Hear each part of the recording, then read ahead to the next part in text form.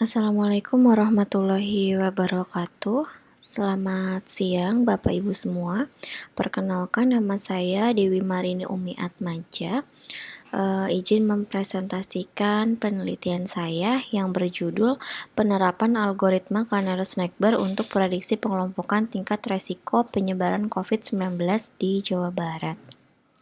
Adapun latar belakang dari penelitian ini yaitu pada bulan Maret 2020, Indonesia sedang dilanda pandemi COVID-19. Pertama muncul di Depok dan menyebar ke seluruh provinsi Jawa Barat, baik kota maupun kabupaten. Virus ini pertama kali muncul di wilayah Wuhan atau Tiongkok, ditemukan pada akhir Desember 2019. Penularan COVID-19 hanya bisa dicegah dengan kedisiplinan memakai protokol kesehatan dan risiko penularan pun bisa terhindarkan.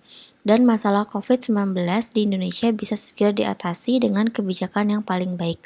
COVID-19 dapat menyebar dari orang ke orang melalui percikan-percikan dari yang keluar pada saat batuk dari orang yang terjangkit COVID-19. Percikan-percikan ini kemudian jatuh ke benda-benda dan permukaan-permukaan sekitar kita, dan orang yang menyentuh benda atau permukaan tersebut lalu menyentuh mata, hidung, dan mulutnya, dan menimbulkan gejala di antaranya batuk, demam, letih, sesak nafas, dan tidak nafsu makan. Virus corona dapat berkembang dengan cepat sehingga mengakibatkan infeksi lebih parah dan gagal organ.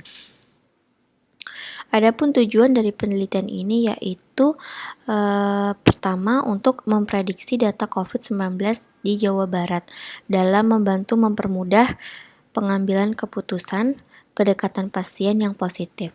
Yang kedua yaitu untuk mencegah COVID-19 di kota dan kabupaten Jawa Barat dalam mengurangi resiko terhadap orang positif atau terkena COVID-19. Ketiga, mencari kasus dan menghitung kedekatan kasus yang baru dengan kasus yang lama yang terkena COVID-19.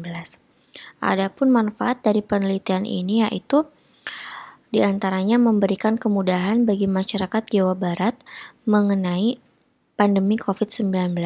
Hasil dari sebuah penelitian yang dilakukan akan sangat membantu dalam menentukan kebijakan-kebijakan atau keputusan yang diambil oleh pemerintah Jawa Barat mengenai COVID-19 di kota dan kabupaten, sebagai referensi atau acuan untuk penelitian selanjutnya, dan lebih mudah mendapatkan jurnal ilmiah khusus tentang yang terkena wabah atau pandemi COVID-19, dan mendapatkan laporan atau hasil dari data COVID-19 secara cepat, tepat, dan akurat.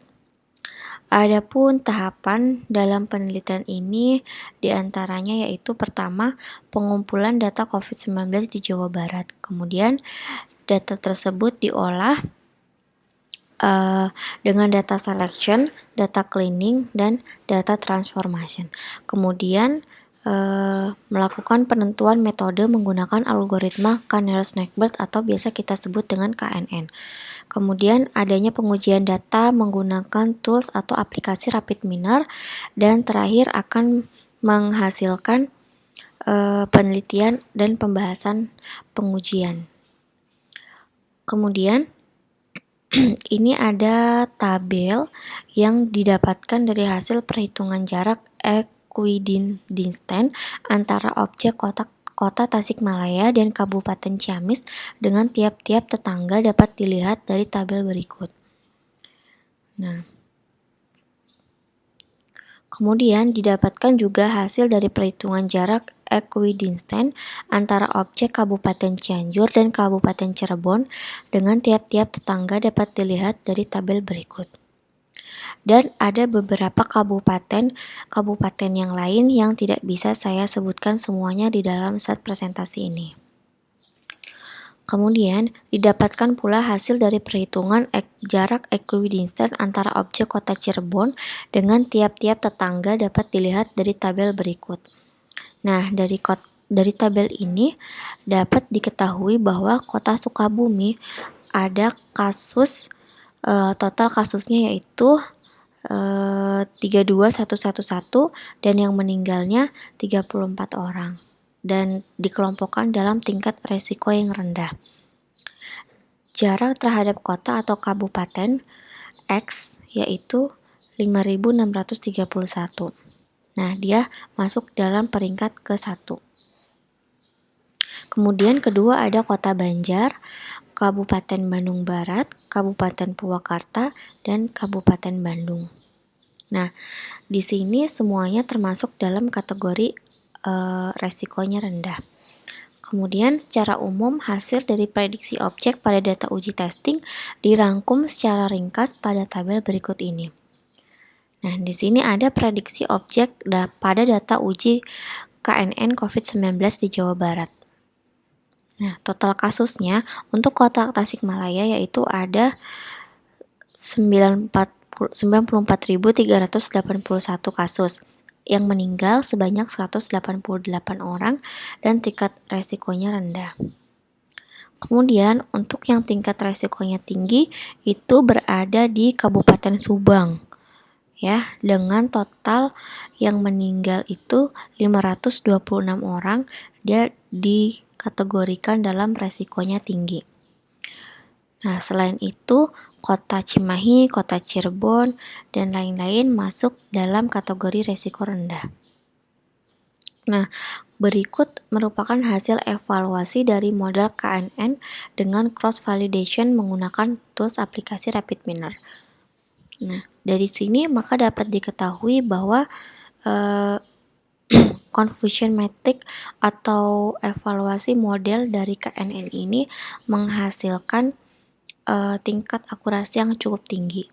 Jadi, hasil pengujian KNN dari data 28 kota dan kabupaten memiliki nilai akurasi sebesar 85,19% dan nilai precision sebesar 90,91% dan nilai recall sebanyak 90,91%.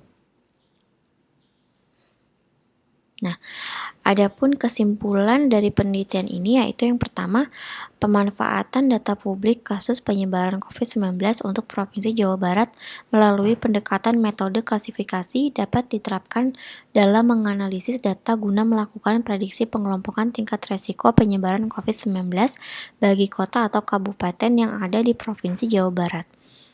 Kemudian, penerapan algoritma Canary Snackbird atau KNN dapat diimplementasikan, di mana hasilnya juga menunjukkan sebuah wawasan baru, yaitu memprediksi pengelompokan tingkat risiko dari penyebaran kasus COVID-19 di tiap kota atau kabupaten di Provinsi Jawa Barat. Dengan rasio 44% banding 56%, di mana di sini ada 15 objek data yang diuji untuk memprediksi tingkat risiko dalam dua kelompok, yaitu risiko rendah ataupun risiko tinggi. Hasil skenario model menunjukkan ada 14 objek masuk ke kelompok rasio rendah dan satu objek masuk ke dalam kelompok rasio tinggi. Evaluasi dan pengujian performa menggunakan tools RapidMiner juga dapat menghasilkan gambaran yang relevan dengan skenario yang dimodelkan. Model yang diterapkan dengan menggunakan algoritma KNN ini memiliki nilai akurasi sebesar 85% dengan angka standar deviasi kurang lebih sekitar 19,95%. Kemudian nilai precision sebesar 60% dan nilai recall sebanyak 60%. Demikian presentasi dari saya. Untuk kurang dan lebihnya saya mohon maaf. Saya tutup. Wabillahi taufiq wal hidayah. Wassalamualaikum warahmatullahi wabarakatuh.